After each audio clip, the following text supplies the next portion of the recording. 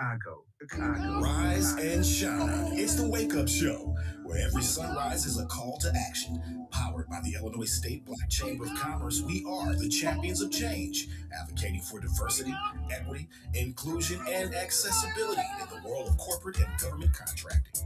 It's not just a show, it's a movement. So get ready for another dynamic journey as we wake up the world to a new era of opportunities and empowerment. Ladies and gentlemen, President Larry Ives. Welcome to the Wake Up Show Chicago.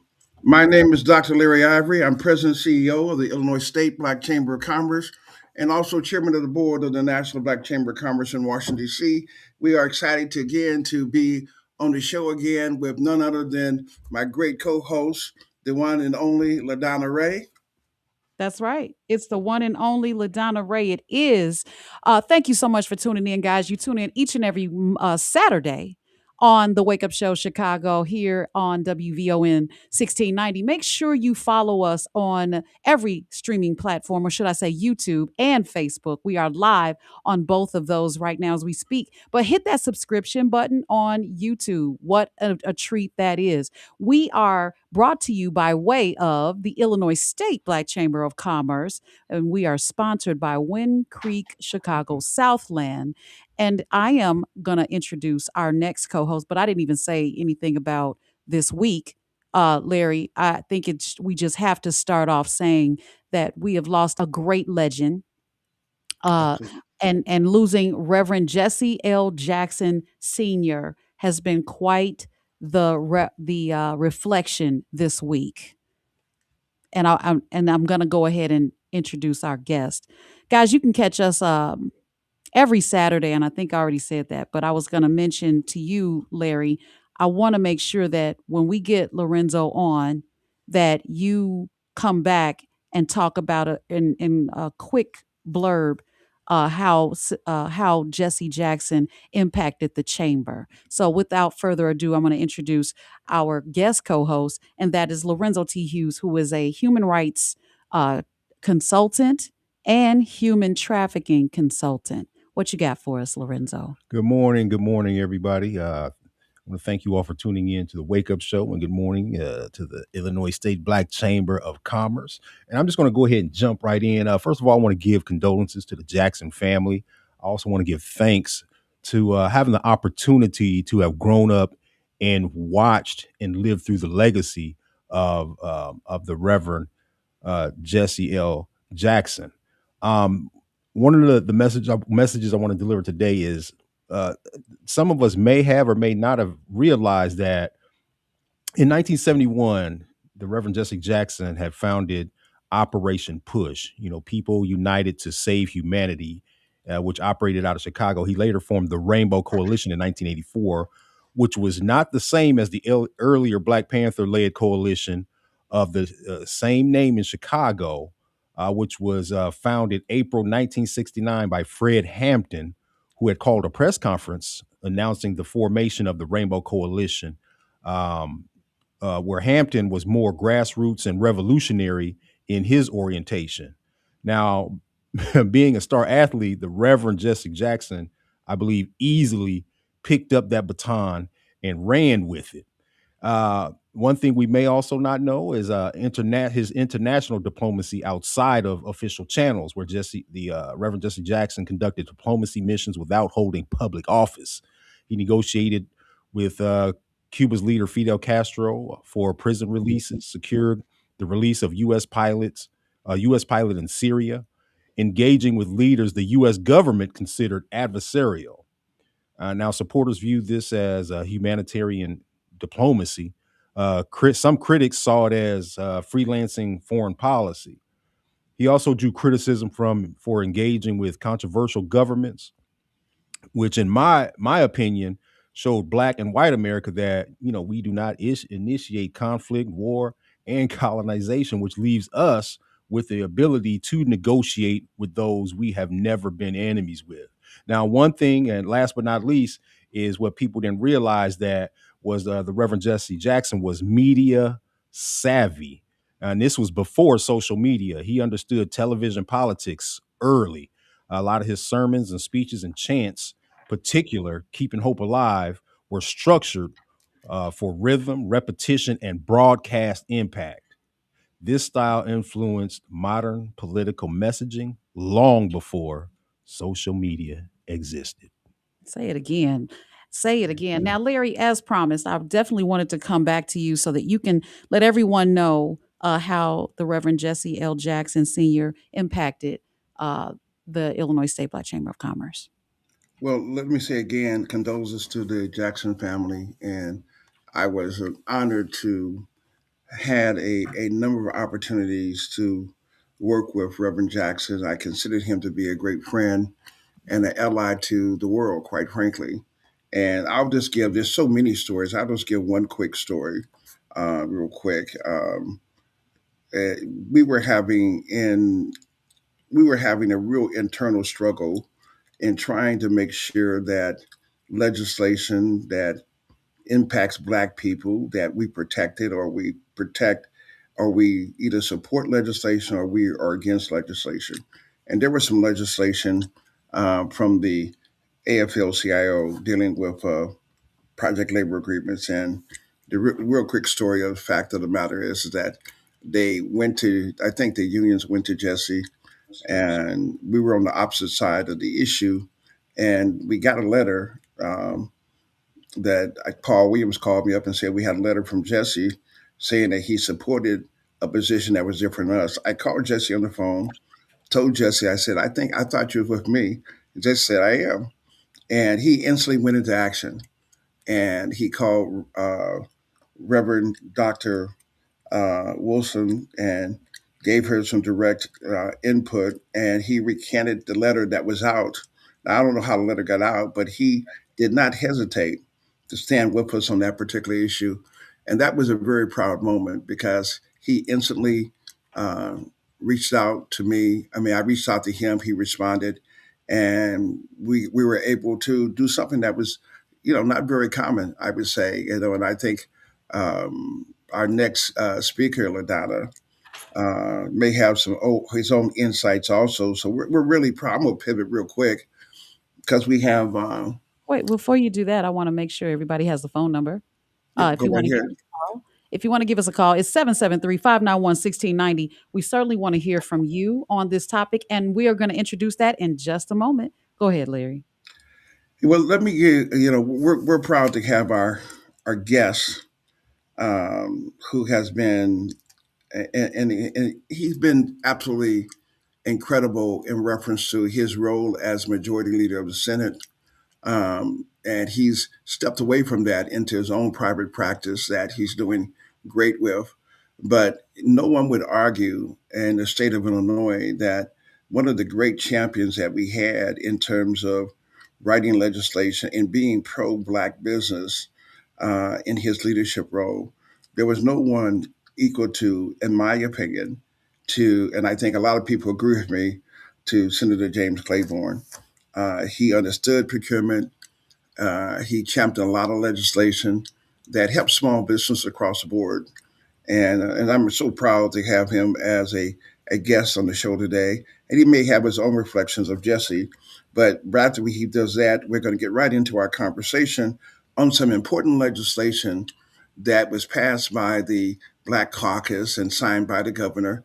And since Senator Claiborne was there, I want people to understand the legislation, and we're going to have a real robust conversation about what we ought to talk about as a chamber is to protect black businesses and to enhance and make sure they can grow. So at this time, Senator James Claiborne. Thank you, Larry. Good morning, everyone. Glad to be a part. I just want to say that very short with Reverend Jackson, a lot. He has been acknowledged and all the things he's done. But many times things we do, we never really see all the time. And I think he did have a chance to see the impact that he made and will continue to make. Uh, so I'm thankful that he crossed my life and shared a portion of my dash and shared a portion of his dash. But I want to say one thing that Reverend Jackson was a life changer. And I can't say any more uh, to recognize the impact that he has made. And that will last for generations. Absolutely. So, Senator, you and I, we've been talking, LaDonna, about procurement because, like I said, our ultimate responsibility for the chamber is to protect Black businesses, help Black businesses grow. Sometimes that means taking a look at policies that are harmful to us, or taking a look and writing policies that are good for us. Senator, some time ago, I don't know, I can't remember how many years ago, the Black Caucus came up with this, I think, three pillars or four pillar. And one component of that, which was staggering, they increased BEP spend from 20% to 30%. That was a 50% increase. Help us understand what that legislation was intended to do and the impact of that legislation. And we're going to get into the weeds on this one. Well, Larry, I just want to say that the process is very simple. Um, the Black Caucus came up with an idea that the 20% wasn't reflective of what really should be happening in the state of Illinois. So they sponsored one of the pillars that involved commission, equity inclusion commission, as well as raising the goals. And what that meant, someone came up with an idea. They came up with an idea. They took it to the Legislative Reference Bureau, had it drafted, had it introduced into the Senate and the House, and ultimately it went through committee. It was presented by the sponsor. I'm not sure who the sponsor was at this time. It may have been Chris Belt. I'm not sure. Anyway, long story short, it passed out of the committee. Then it went to the floor. On third reading, it was presented. Everyone in the Senate chamber or the House chamber, whichever process took place first, had an opportunity to read the bill, to discuss it with their staff. Once it was presented on the floor, then they had an opportunity, all senators, all reps, particularly again, which house it was in at the time, had an opportunity to ask the question, whatever questions it was, of the sponsor to get a better understanding of the process. Once that happened, it was voted on, it was passed out of the Senate with at least 31 votes, and was passed out of the House with at least 61 votes. And then it was presented to the governor. The governor, I'm sure, had his staff to do an analysis and explain to him the meaning of the bill, what it did, and what its intent was. Ultimately, the governor decided that this was in the best interest of the state of Illinois, and the bill was signed and became law. And that's the purpose of the legislative process. The next process is actually implementation. So it is the law of the state of Illinois, and the next step is how is it implemented, and what measures are taking place to make sure the law is followed based upon its intent. Absolutely. Well, Senator, let me ask, just for the listening audience, when we talk about BEP, that's the Business Enterprise Program. And the Black Caucus, in their wisdom, said, look, 20% is, we're going to increase it by 50% and make it 30%. And I remember how proud I was of that moment. But what's where I think we get lost at is the implementation, because what it sounded like, at least in the legislative and how it was presented, is that this was going to be all procurement was going to be 30%. Now, you and I know, being around for as long as we've been around, is that as soon as we do something, there's always somebody out there who wants to derail it, or want to not make it do what it was designed to do. And in spite of writing the legislation, making it law, we didn't start seeing 30% goals. So help us understand what aspirational goal, what was the intent of the law? And let's figure out how they're trying to interpret it now. Well, the challenge, Larry, when you say 30%, the law is an aspirational goal for at least 30%. 30% is the floor; it is not the ceiling.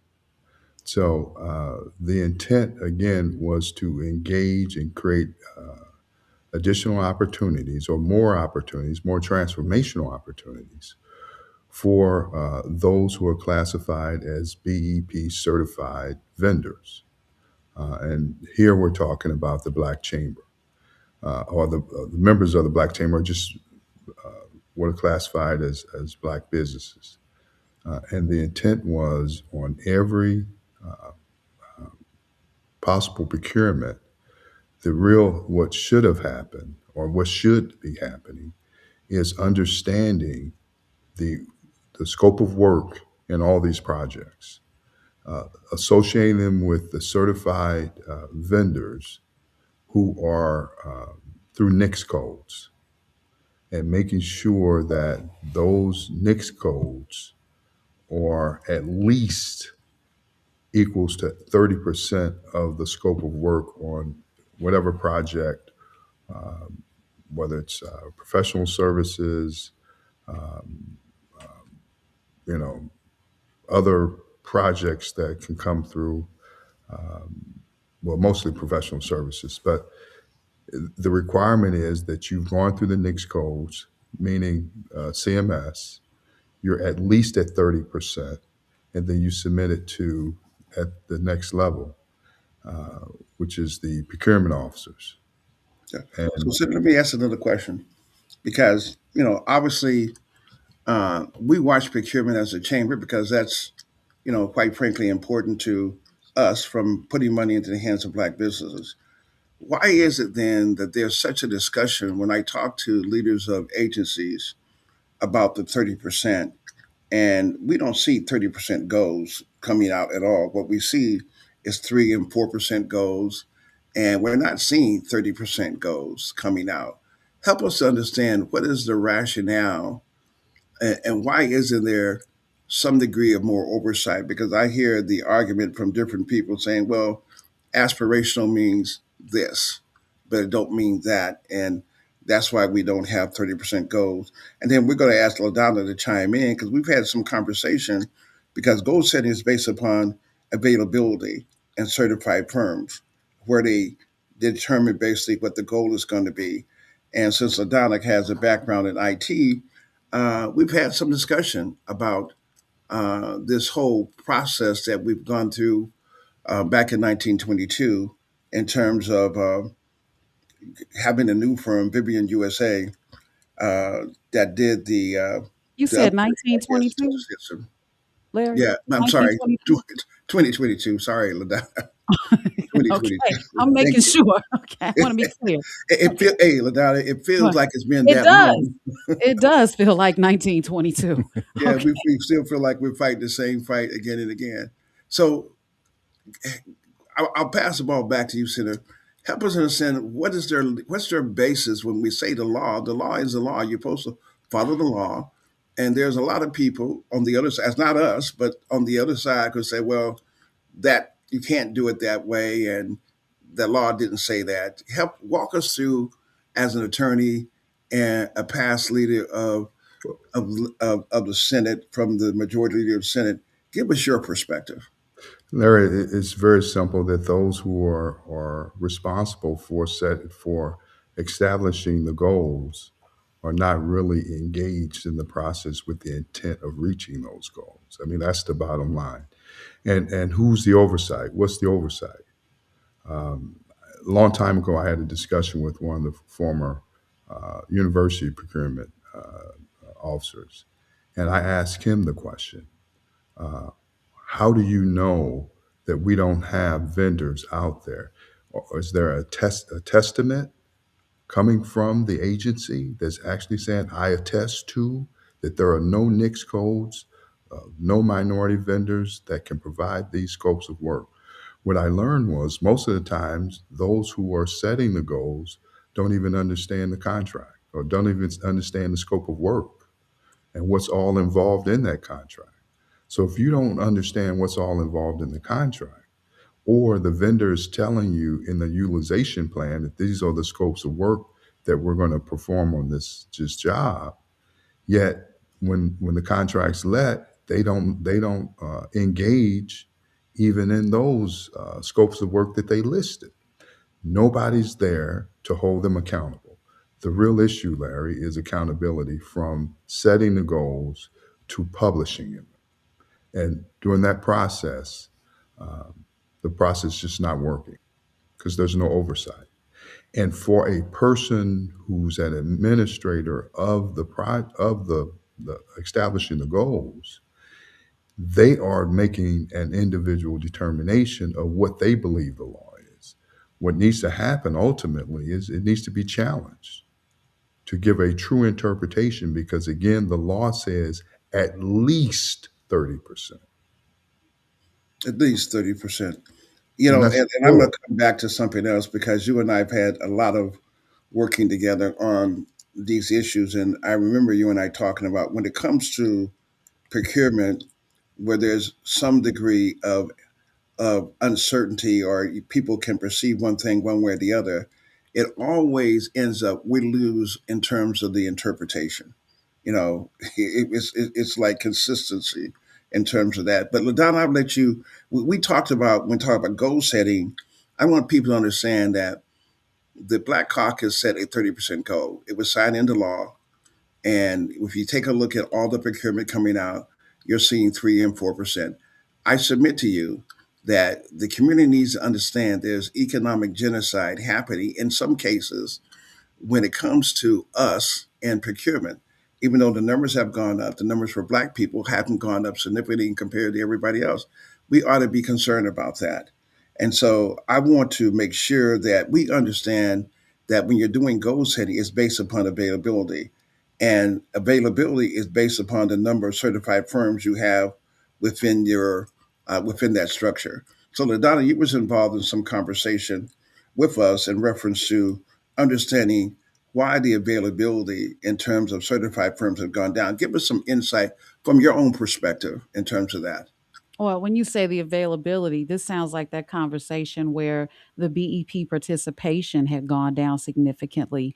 And it almost looks like because it's made more difficult to be BEP certified or to sustain that certification, then the number will go down anyway.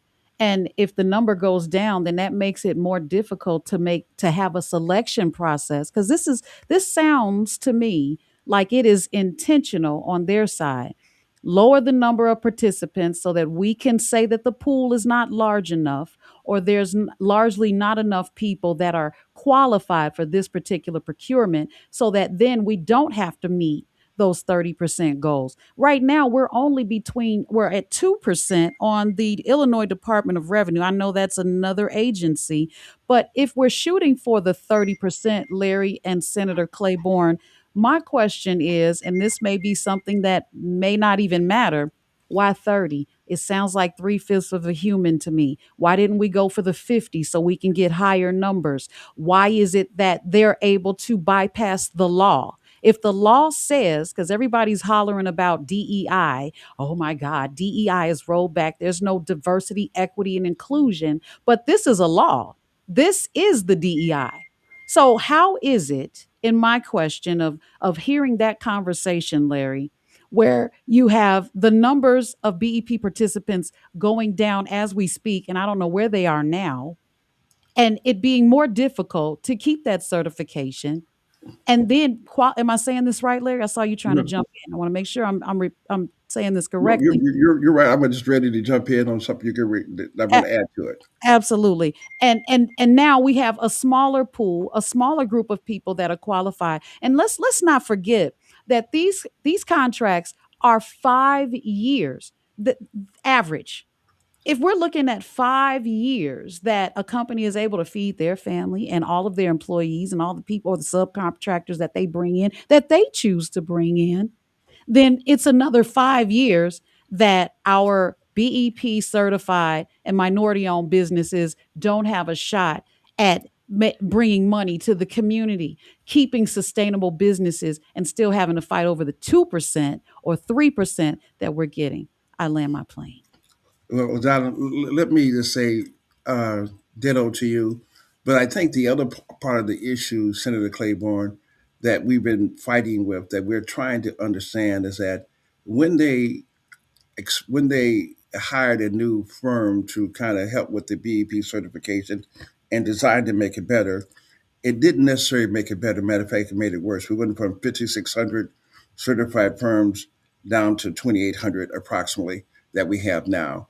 And we went from 2,500 African American firms down to about 8 to 900 African American firms. And so when you're setting goals within that time frame, you're setting lower goals based upon availability because, quite frankly, if I had 2,500 I can pick from based upon the next codes and everything else, I now have only 8 to 900 I can pick from. So I'm going to end up with lower goals. And my question has Mhm. always been on the behalf of Black businesses that why it's just we. I don't think we created the problem in terms of the glitch and who they decided to select. But I think we are the I would be surely not the benefactors, but we're a part of what I consider to be some degree of punishment that our numbers are lower, and so they're setting goals for approximately 2 years that's significantly lower than it should be based upon availability. Senator, that makes sense to you? I mean, I'm just trying to get to a point where understand why what's happening to us and what we continue to see happening to us. Yeah. Larry, I could sum it down during my time there. I would always get agencies come to me and they would say, if we do this, we're going to be sued. They never worried about the minority businesses suing the state. It was always the state worried about the majority businesses suing the state.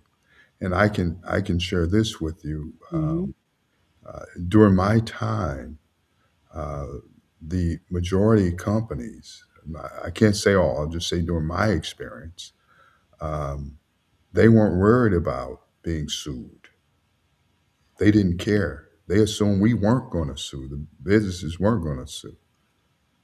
And the state was more concerned with the vendors who Hmm. are the majority of the project, them So suing so us. so basically you're saying that they had to keep them satisfied so that they wouldn't retaliate because we don't have the money to retaliate. I'm just asking. No, no, you're interpreting it correctly. And if you look at our history, from civil rights to the Voting Act to Brown versus Board of Education, Mhm. the only Plessy versus Ferguson, the only time things changed was when there was a lawsuit. And again, the Thurgood Marshalls of the world, the Jesse Jacksons, the Martin Luther Kings, um, made that difference. And we are not um, holding the state and these agencies accountable for implementation of the law. Yeah. Now So I let have me ask another this question. question. Larry, I just about that BEP. If the BEP count or the BEP certified businesses are majority, we always hear this because there's a comment, majority white women. And those BEP went because of that. Does it not matter? Or are they double dipping? Right? If they're majority white women, they don't mind not getting the contract because they have the other situation where it's not a BEP certified because they can still be pulled in, even though they are a minority owned business. Yeah, I think what you're saying, LaDonna, is that going back to what most people in procurement really understand is that even though we fought and bled to get some of the legislative changes on Capitol Hill, that the biggest benefactor of most of these programs has been white women. White women. Okay, they have benefited the most. But on the BEP Council and certified firms, we had about 2,500. So I would dare say that we had more Black certified firms than Mhm. even white certified firms. And now we have less uh, in terms of it, but our percentages may not have changed much, but the numbers have changed. And the only point I'm trying to make and will continue to make is that when they lowered the number of certified firms, and I hear based upon conversation with leadership, they're working to try to rectify that. Well, we've had 2 years of it not being rectified, and we have 2 years of lower goal setting based upon availability, which means that Black people were damaged minorities were damaged due to the fact you had lower goals based upon the number of people who were certified. I've talked to a couple different agencies, and I asked, I said, where do you get this low goal from? They said, well, we went to the system and we couldn't hardly find anyone, Larry. And so Mm, you'll find them blaming the system. BEP or CEI, and then CEI is making clear that there's only so much they can do. They're doing some great work in some things, but it still doesn't mean that there's not a lot more work to be done. And what I'm trying to get us to understand is that we are losing the fight economically when we put laws in place and there's no real accountability. And when they're setting, when we celebrate 30%, and I can just about guarantee you, I haven't seen the 30% goal come out of the state in probably 6, 7 years. Okay, ever since the legislation was passed, and now looking into this year and the year before, the numbers have gotten lower in terms of, goal setting. So if you were to FOIA, do a Freedom of Information Act, you're probably going to see that the goals are lower. Now, people are going to argue the basis that procurement has gone up. Yeah, it has gone up, but look into the numbers, and you may find that other groups have gone up, but our numbers have not been reflective of the upside potential that others have. And we must always stay vigilant, in my opinion, on correcting these inequities. And it's consistent from my perspective. And I challenge leadership to make sure that we look into this and that we have a meeting with the caucus to help them to understand because they may not. Senator, would the caucus understand what's going if we don't talk to them? Will they understand how this is not being implemented and the consequences of how we're getting much lower participation throughout the system? I don't think they're monitoring it. So it has to come from those who are potentially being affected by not having the 30% goals Yeah.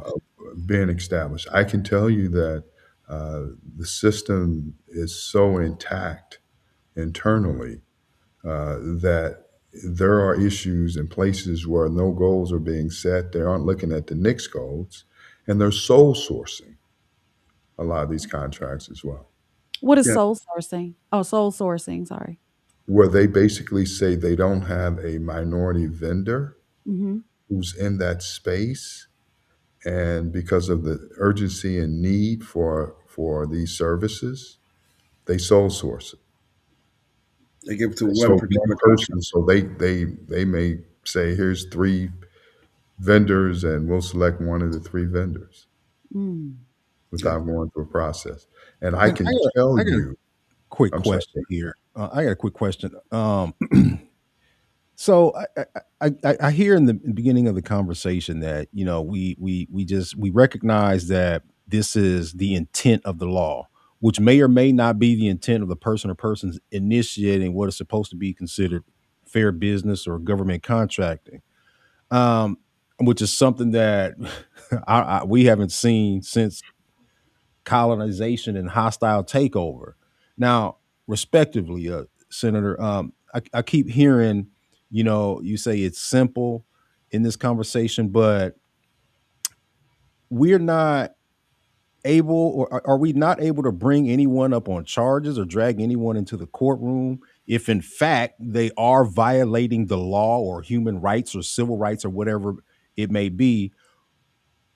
Like LaDonna was saying, is it that we just can't? And I do believe that in many cases we can't afford to sue or take on big businesses in a courtroom. We just can't afford that. Most businesses cannot afford that. So what do we need to be doing or working on moving forward so that when we see people, obviously with our own eyeball sockets, violating the law, human rights, and civil rights in this particular case? Mm.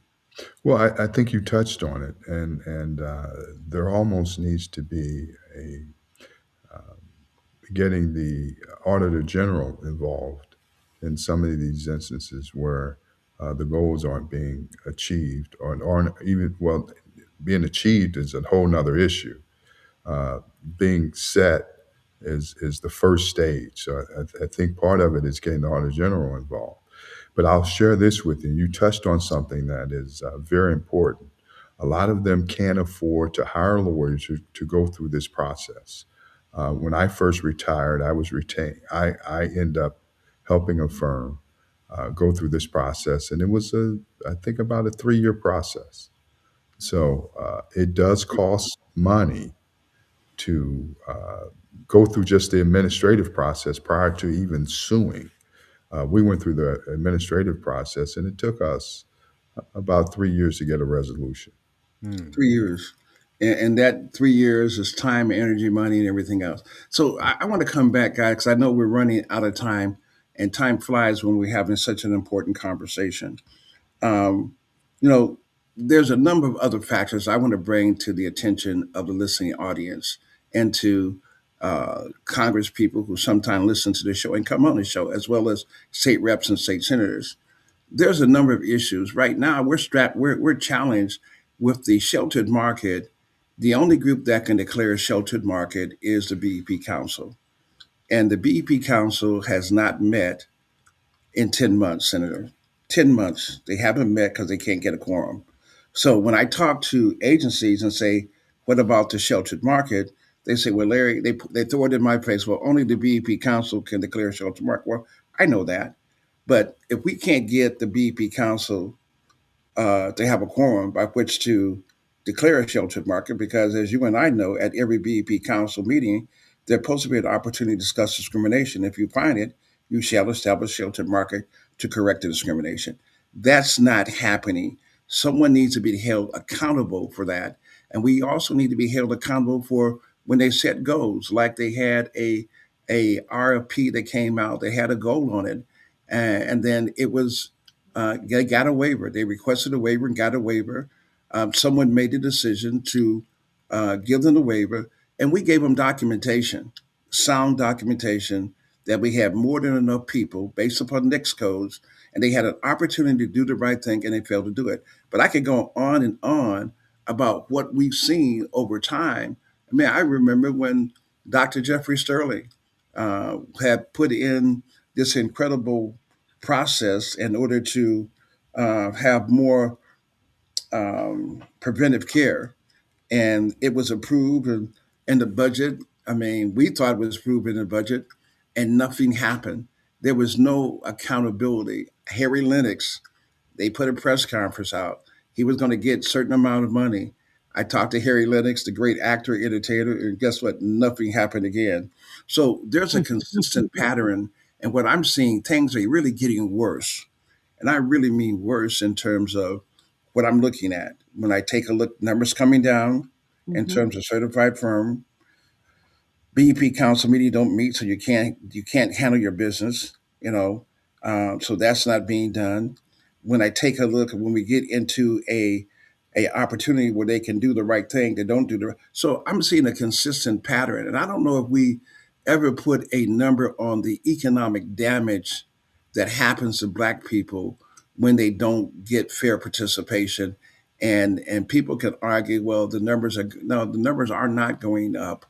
If we take a look at the numbers on a percentage basis, whether you be the Capital Development Board or some other agency, because we talk to the Capital Development Board, they say, "Hey, look, we have more procurement," but when they take a look and break it down, we find out that blacks aren't participating at the same level. Other organizations, being other ethnic groups like Hispanics and white women, are going through the ceiling while we're staying the same, if not pulling back. And I know that's a long soliloquy on my. But so I mean, it's frustrating to me Yeah. because we're always fighting for the same thing. It can't get people to do the right thing for us. Right. And I want to grab a couple of callers, Larry and Senator and Lorenzo, so that we can keep our community involved. So, Pianki, you're live.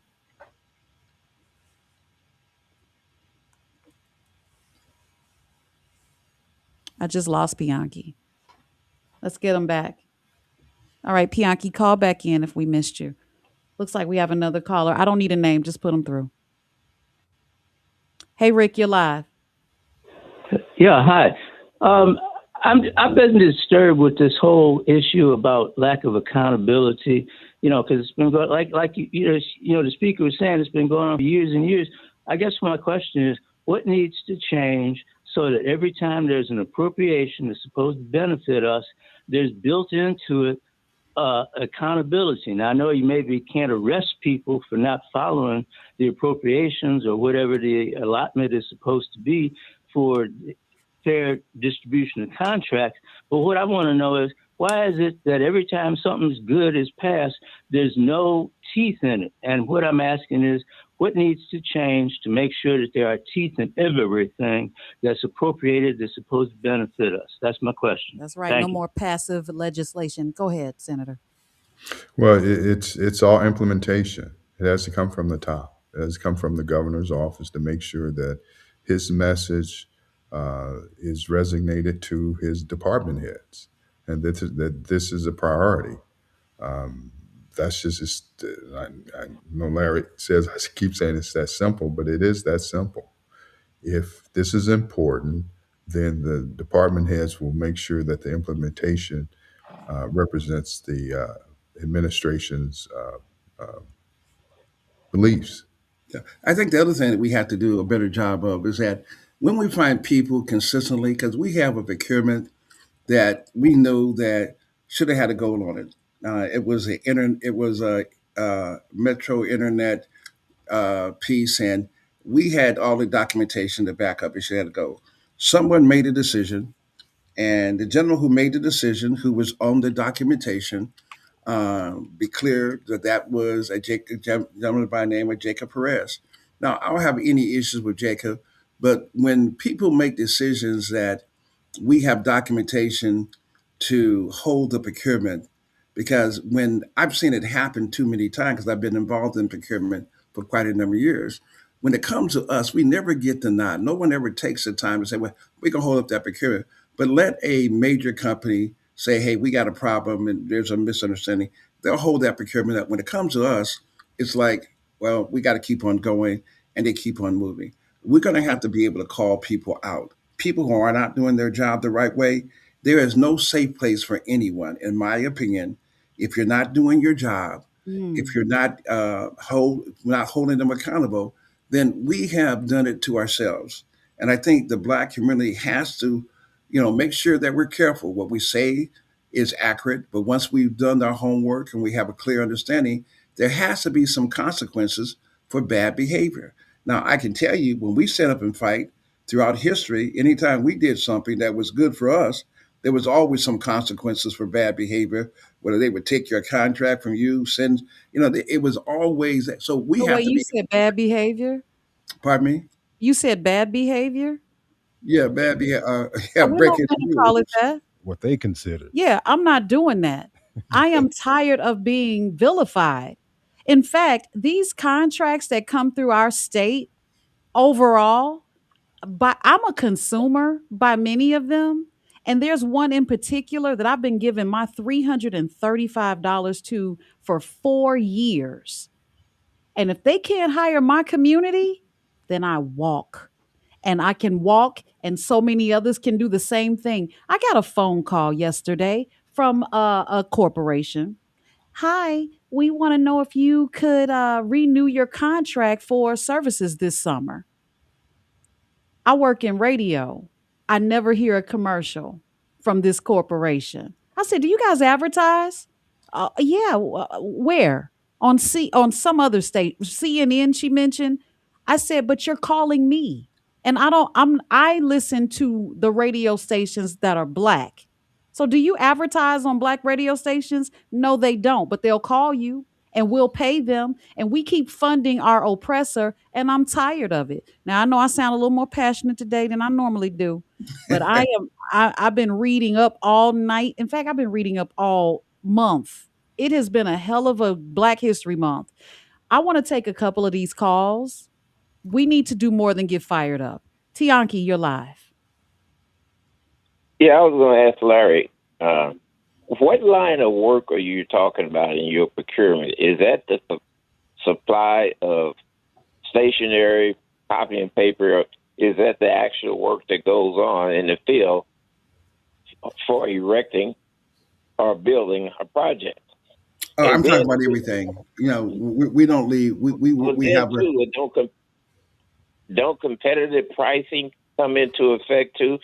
I've done work in on the Illinois side, whether it was the Stan Musial Bridge, the Jackie Joyner Kersey Center, the the Metrolink Bridge there on Front Street, and it was based, and also SIU. It was based on competitive pricing. What year was Anybody can this? be When invited. when was this?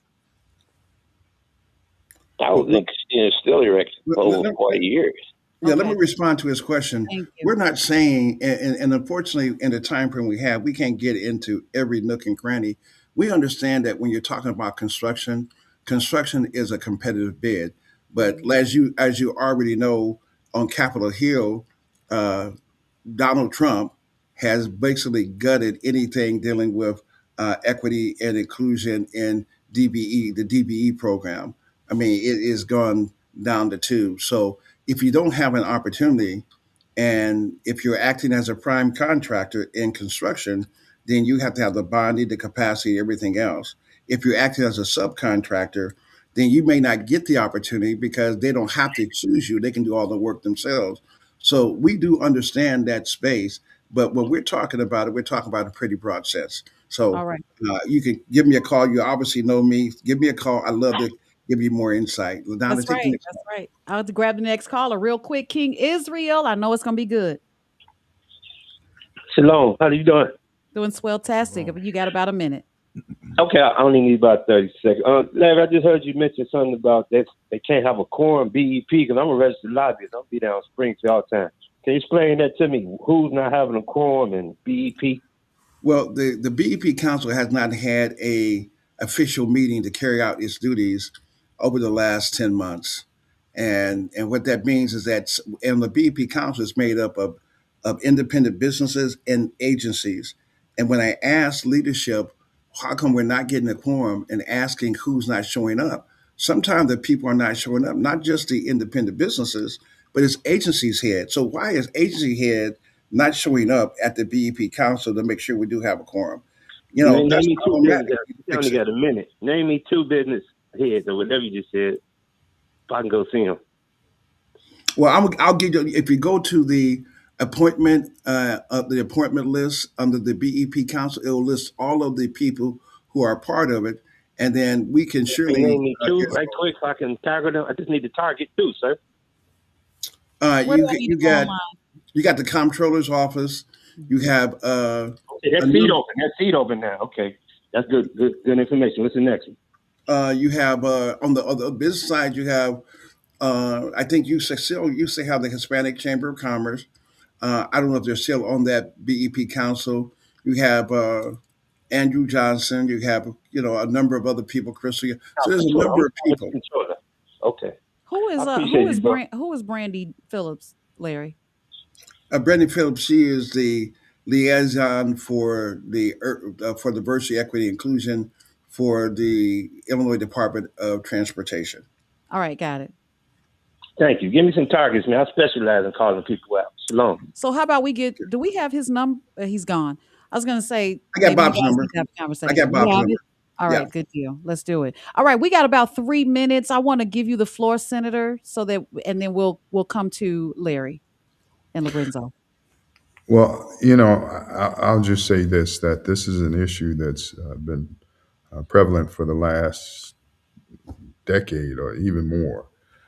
I think the real issue is using the tools we have, maybe again, I go back, getting the Auditor General involved and looking at these contracts that are let or published. They shouldn't even be published if the goals are not at 30% with an true understanding of the scope of work and the scope of work that's offered. I've seen where uh, these major companies come in, we don't even look at their history. We already make a determination that they're a responsible bidder because of their name. We don't look at their history. It's one of my suggestions has been in looking at legislation like they do us, right? One of the things they do us, they look at our credit rating on how Mhm. we've performed in the past. We don't look at their credit rating on how they've performed in terms of achieving the goals that they've signed off on an official contract.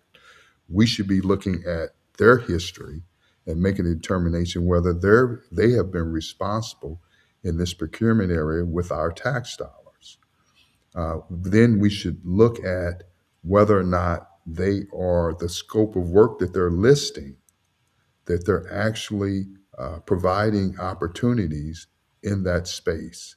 But it goes back to understanding the contract, understanding the goal, the scope of work in the contracts, and then aligning that scope of work with the NICS codes. You gonna get me in trouble, Senator. I'm out of time. No problem. Hey, it's a great way to end, LaDonna. It is. It really Yes. is. Guys, I want to thank Senator Clayborne, of course, as our guest. And thank you, Larry, for putting this show together weekly. And thank you, Lorenzo, for that special historical fact. And thank you to the Jackson family. But thank you to all of you. If you want to become a member, go to ilbcc.org. Make sure that you click on join and you can give us a call because I know the phones will lighten up. I'm so sorry if I couldn't get to you, but give us a call at 309-740-4430 and continue to share this episode. You can continue to share it even though we end, and put your comments in because we're going to go through every last one of them. We'll see you next Saturday. I'll see you Monday on the afternoon show. And thank you again to Wind Creek Chicago Southland for sponsoring this show. That's it. Bye-bye for now. I'm LaDonna Ray. Get ready to wake up to the pulse of progress as we amplify voices, break barriers, and illuminate the path towards a more inclusive tomorrow. Follow us across the socials at The Wake Up Show Chicago. Be sure to like, subscribe, and share. It's The Wake Up Show every Saturday morning at 9, where change begins with every sunrise. Welcome to Chicago.